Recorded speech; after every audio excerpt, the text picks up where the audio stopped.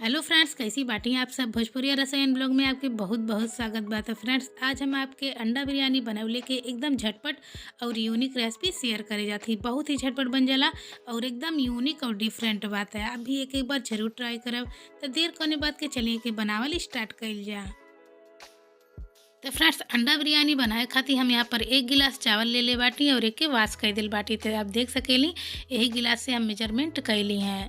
तो हम यहाँ पर बासमती लंबा वाला चावल ले ले बाटी। अगर आपके पास ये चावल नहीं बा तो आप घर के चावल से भी ये के बना सकेली। और यहाँ पर फ्रेंड्स हम कुछ हरी सब्जी भी कट कर ले बाटी। तो हम यहाँ पर एक बारीक कटल प्याज और 4 हरी मिर्च लंबे में कट कर ले बाटी, गोभी, बीन्स और 20 ग्राम लहसुन के बारीक बारीक कट कर ले बाटी। ते तरीका से हमने के तैयारी कर लेवे है। और यहाँ पर हम 4 कच्चा अंडा ले ले बाटी। तो अगर अंडा के आपकी क्वांटिटी बढ़ावे है तो आप 5 या 6 अंडा भी ये डाल सकेली।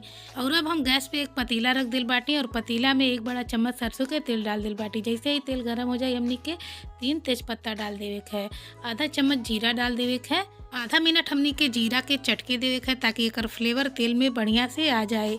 एक बाद हमनी के मन बारीक कटल प्याज डाल देवे है फ्रेंड्स। और प्याज के साथ हमनी के लहसुन और मिर्च के भी साथ में ही डाल देवे है। गैस के फ्लेम हमनी के मीडियम ही रखे है और एक चला के हमनी के 1 से 2 मिनट तक भुने है। तो फ्रेंड्स, हमनी के ज़्यादा नहीं भुने के, हल्का सा ही ट्रांसपेरेंट हो जाए, बस इतना ही हमनी के भुने के है। तो बहुत ही झटपट ही बन के तैयार हो जाला। खैले में बहुत ही चटपटा और टेस्टी लगेला। तो फ्रेंड्स, ये देखिए हमें के 1 से 2 मिनट तक भून चुकल बाटी और ये हल्का सा ट्रांसपेरेंट हो गई बा। तो अब हमनी के मन बीन्स और गोभी के भी डाल देवे है। बीन्स और गोभी डालने के बाद फ्रेंड्स हमनी के चला के भुने है।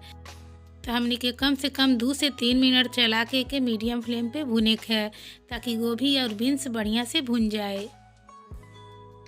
तो फ्रेंड्स, ये देखिए 3 मिनट तक हमें के भून लेल बाटी और गोभी और बीन्स हमने की अच्छी तरीका से भुन चुकल बा। तो अब हमने के एमन मसाला ऐड कर जाए। तो हम यहाँ पर 1 पिंच हल्दी पाउडर, आधा चम्मच गरम मसाला डालत हैं। गैस के फ्लेम हमने के लो कर देवे है और लो फ्लेम पे के बढ़िया से भुने है। हाई फ्लेम या मीडियम फ्लेम पे हमने के मसाला के भुनब तो नीचे से ही जल जाई। और लो फ्लेम पे हमने के बढ़िया से भून लेवे है। एक बाद हमने के एमन पानी डाल देवे। गैस के फ्लेम हमने के मीडियम कर देवे है और जोने गिलास से हम चावल ले रही वही गिलास से हमने के 1.5 गिलास पानी डाल देवे है। तो मेजरमेंट के आप खास ख्याल रखब। अगर आप ऐसे पानी कम डाल दे तो आपके चावल कच्चा ही रह जाए, और अगर आप पानी ज़्यादा डाल दे तो चावल गीला हो जाए और सारा टूट के छोटा छोटा हो जाए। अब हम एमन नमक डालते तो आधा चम्मच हम नमक डालते हैं। नमक आप अपने स्वाद अनुसार कम या ज़्यादा कर सकेली। सारा चीज़ चला के बढ़िया से हमने के मिक्स कर देवे है। तो फ्रेंड्स, अब हमनी के जौन चावल भिगो के रखले रही है एक हमनी के चारों तरफ ये तरीका से डाल देवे है। तो फ्रेंड्स, आपके ये बात के खास ख्याल रखे है कि चावल जब आप बिरयानी बनावे जाए तब भिगो के रखे है, पहले से भिगो के ना रखे है। और फ्रेंड्स, बिरयानी में हमनी के जौन प्याज के ब्राउन तल के ऊपर से डाले ली वो हम एमन नहीं डालत है। तो जैसे कि हम बतौले लिए कि हम डिफरेंट और यूनिक बनावत हैं। तो फ्रेंड्स, अगर आप वो प्याज के एमन डालल चाहते हैं तो पहले ही से ब्राउन करके रख देब और ये स्टेज पे आप एमन डाल देब। अब हम एमन अंडा डालत हैं। तो फ्रेंड्स, सारा अंडा हमनी के ये तरीका से एमन फोड़ के डाल देवे है।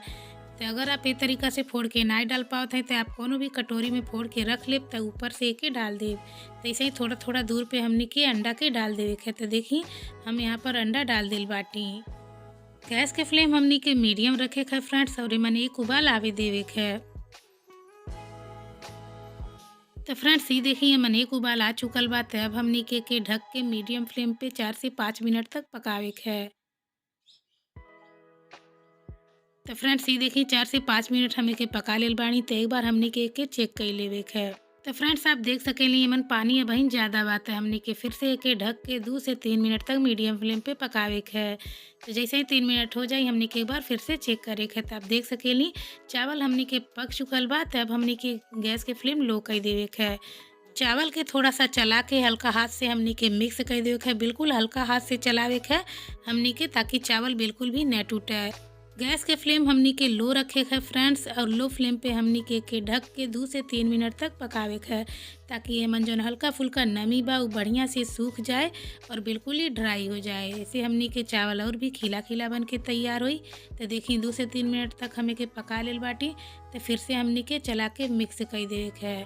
तो हमनी के ये देखी बन के बिरयानी तैयार हो चुकल बा। एक टेस्ट दुगना करे खातिर हमनी के एमन धनिया के पत्ती बारीक कट करके डाल देवे है। गैस हमनी के बंद कर देवे है कि चला के 1 से 2 बार मिक्स कर लेवे है। तो फ्रेंड्स, ये देखी गर्मा गर्म और बहुत ही टेस्टी जबरदस्त लगे वाला अंडा बिरयानी बनके तैयार हो चुकल बा।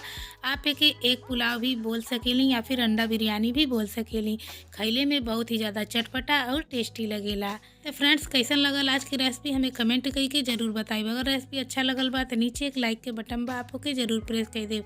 और ना ही अच्छा लगता तो आप डिसलाइक भी कर सकेली। और फ्रेंड्स, आपसे रिक्वेस्ट बा, अगर आप हमारे चैनल पे नया बाटी, हमार रेसिपी पहली बार देखा थी और हमार रेसिपी आपके अच्छा लगा था तो हमारे चैनल भोजपुरी रसोईया ब्लॉग के आप लोग ज़रूर सब्सक्राइब कर लेब और बेल आइकन के प्रेस कर बिल्कुल भी ना भूलब, ताकि हम कोनो भी वीडियो अपलोड करी तो ओकर नोटिफिकेशन आपके पास सबसे पहले पहुँचे। तो फ्रेंड्स, फिर मिल जाए अगली वीडियो में, तब तक